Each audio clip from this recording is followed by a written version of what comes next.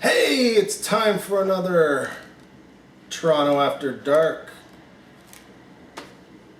review. Doesn't fit into 31 Days of Horror because we're talking about Sci-Fi Night. First movie of Sci-Fi Night. And disclaimer right off the bat, Leslie doesn't like sci-fi. She was very upset that sci-fi happened to be on one of the days she was available. Yeah. It always seems to be that way. It's not like I have never watched anything that's that and like I hate everything. No, there's been some things that I will like, but overall, if I have a choice, I'd be like, no, I'll pass. Yeah. You said you what, like Cowboys and Aliens? It was alright. I think District 9 is probably sci-fi, right? Yeah. That was alright. So the movie we are looking at is the film Prospect. Now, another disclaimer, Leslie has involvement with this film, and I use involvement in quotes. She didn't know about it beforehand, No. but where she works, the printing company. What did I do? Did you do anything for this? Did you? Not for that particular one, no. How to explain it? The company who was involved... Production company behind the film. We print their stuff, and when they're trying to come up with... Am I even allowed to talk about this? Yes, but not... Can't give specific. When they're trying to come up with, like, investors, they will make up little booklets and stuff and say, okay, this is who we've already got cast. Yeah. This is sales who packages of sorts, Yeah, right? and Trying to so- get investors. we do that and stuff like that. And then all of a sudden I recognized the name come up. I was like, oh. Okay. Surprise. Yeah, so that being said, I guess it's safe to say this is a Canadian film. The film, well, I'll go over the cast and crew here. It's directed by Christopher Caldwell and Zeke Earl. You don't know who they are because they've never done anything. So this is essentially like they've done short films. I think there was a short version of this which probably was used to sell the film. They probably put it together to sell the film to the investors, right? Then in the terms of cast, there are a few people in the film, but it really revolves around two. One being the young female played by Sophie Thatcher, who doesn't have a lot under her belt. Obviously, she's younger, but she was young Regan if you've watched the Exorcist television series. The other one who you probably do know, and I guess would be the only name really attached to this film to sell it, is Pedro Pascal, who I knew from Game of Thrones. I'm watching it, I'm like, I know this guy. Why do I know who he is? But yeah, he was Oberyn in Game of Thrones, and he's been in a whole bunch of other, like a lot of one-offs in television series and all that kind of stuff. But he was also in Bloodsucking Bastards, which I think it may have played Toronto After Dark. I can't remember. He was in The Great Wall. He was in. I haven't watched it yet, so I can't say I knew him from this. But if you've watched Narcos, which we've said we want to watch, right? I think we watched like one episode. Maybe. So far. He was Javier Pena. And then in the new Kingsman movie, which we haven't seen yet, we really got to get on that, Equalizer 2. So he's really stepped up his game in terms of what he's been in compared to what he was doing a lot of one-offs and Law and Orders and such like that. So kudos to him for getting up there. But and you know what, I'll say it right now, I loved him in this film. I thought he did an amazing job. Wow, you're starting off with compliments already. Starting off with compliments. But what is the film about? You want to know what the film is about, right? I watched it and I still want to know what it's about. Okay. Now, we'll use the general term of prospect.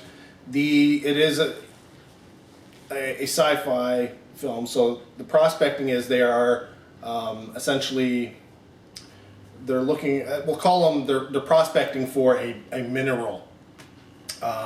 So they're in space and they're above a planet, and essentially their ride to get out of there is leaving in like 3 days. So they decide we're going to make one last trip to go down and do some prospecting. Now this is the young girl and her father. So they go down to the planet and they run into Pedro's character and his sidekick, who essentially attempt to rob them and take all their stuff, mainly their ride, because they had been there for a while and apparently their ship no longer was available. But yeah, so early on, I mean, a lot of the first portion of the film is the relationship between the daughter and her father, kind of setting the scene and bringing that about, and then they meet up and dad well, I'm gonna give it away. Dad gets killed because most of the film is about the relationship between the girl and this, Pedro's character, the guy who was trying to rob them, and so it's kind of almost like an adventure film after that fact, with all the stuff that they have to go through. But yeah, you didn't like the sci-fi elements, obviously. Elements. Yes. The whole thing was like that.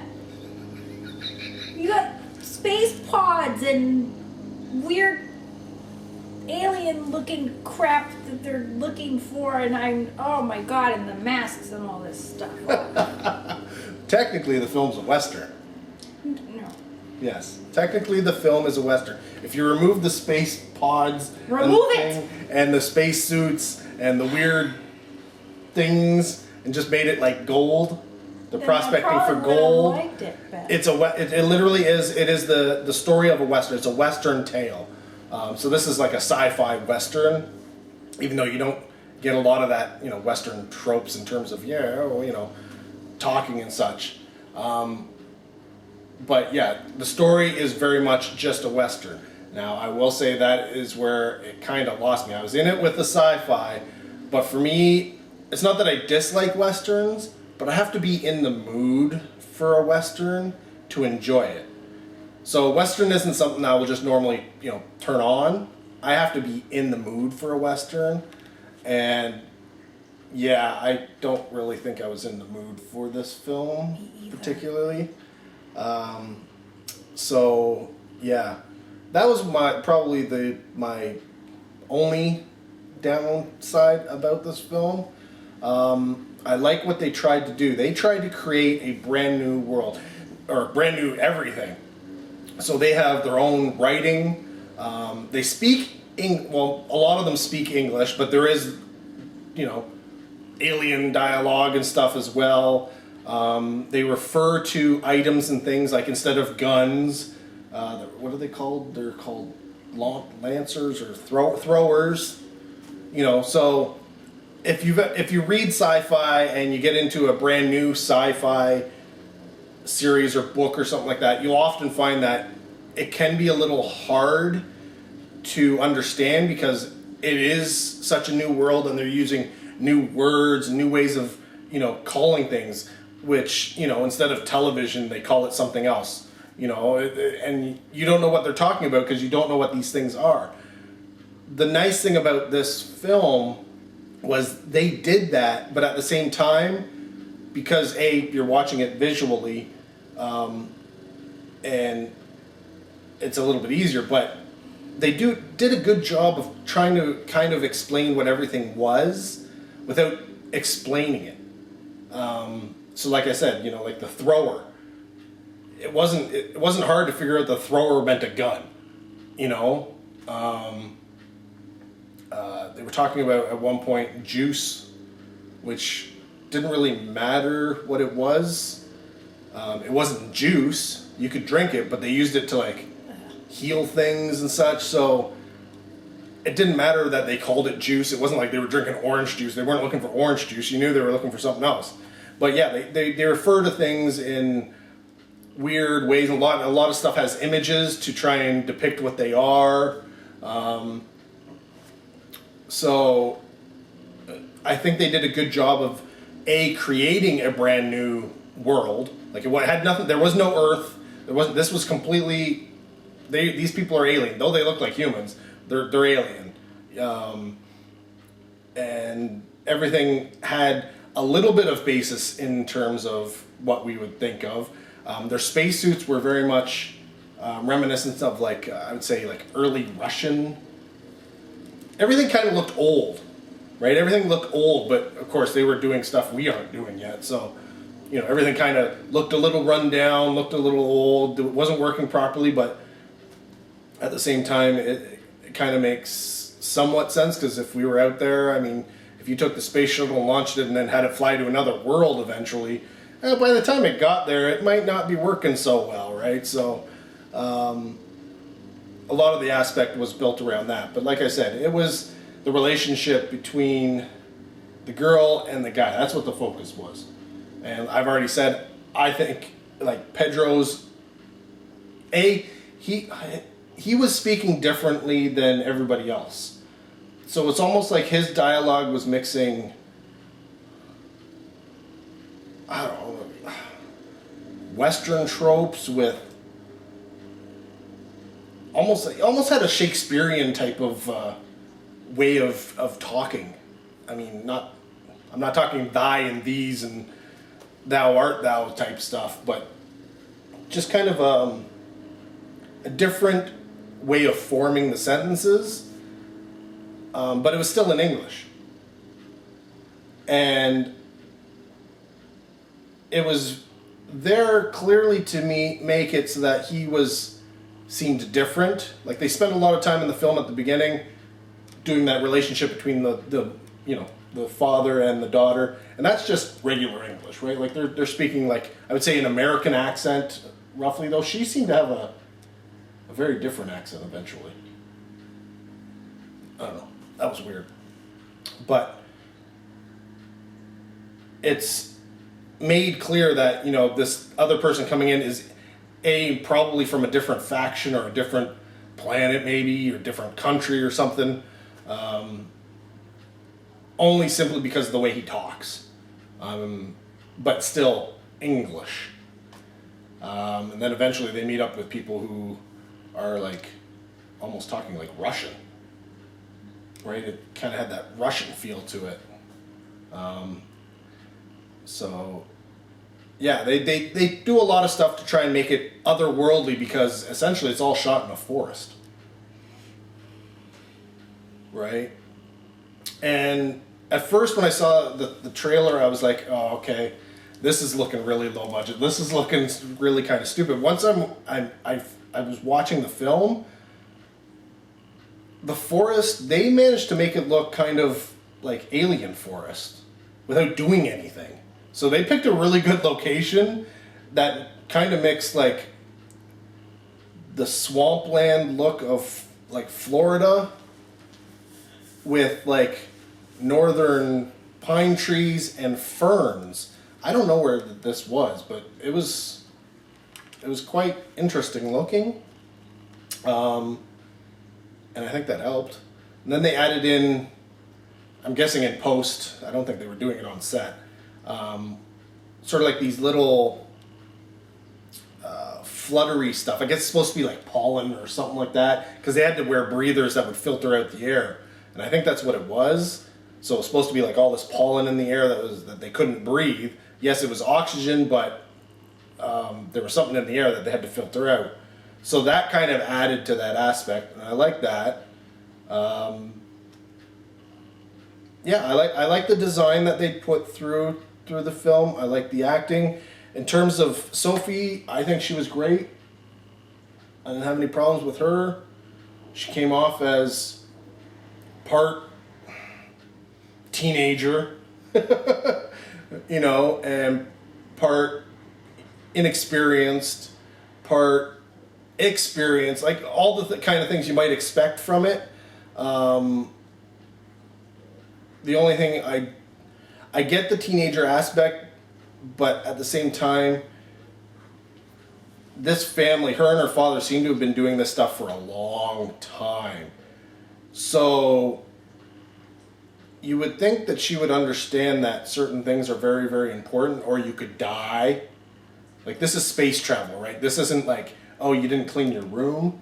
This is like, oh my God, if you don't press that button, we blow up type stuff, right? So pay attention and press the button when you need to press the button type things. But she still has that teenager attitude about her at the beginning, so that was a little off-putting, but it made sense because she's a teenager.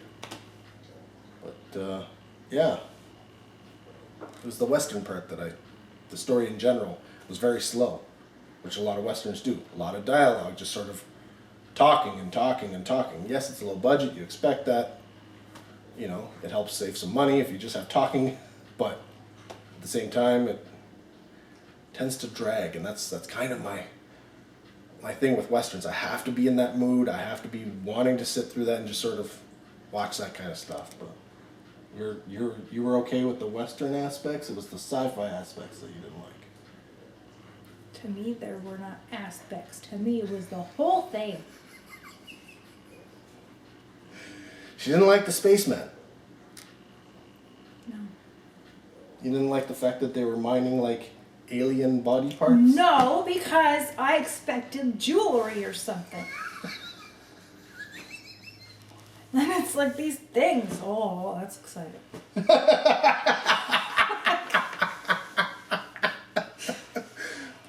Yeah, you didn't like the fact that they were just pulling out, weird rocks. No, it was gross. It was gross. Like, ew, it was gross. Yeah, the mining aspect is kind of cool because it would be like if somebody had to mine a part from a human, like say like your gallbladder or something. Like gallbladders ended up really, really important, but to get them, you could only harvest it a certain way, and if you cut it the wrong way, it would secrete some kind of liquid or something like that, which would dissolve the gallbladder, and you'd be out of luck. You would have lost that harvest type thing. This is kind of what they're doing, so it's very organic and such. So I liked it. I thought they did a really good job on that. It did look bleh, goopy.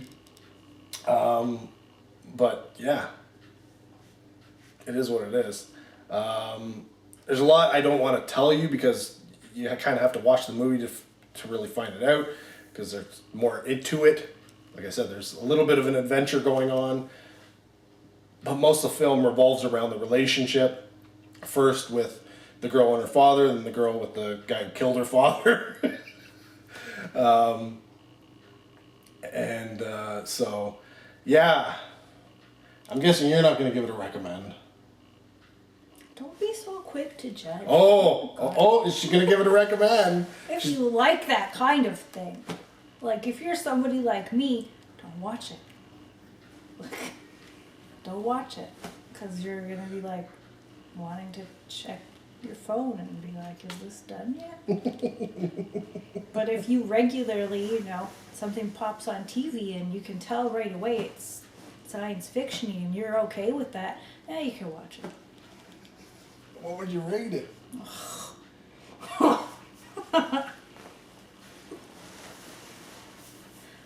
Out of 5? Yes, out of 5. 1. Oh no! Because I don't like that kind of thing. I'm not saying it was bad. Like, I did like her, I could watch her and she could be like some badass girl doing something. I could watch her doing that.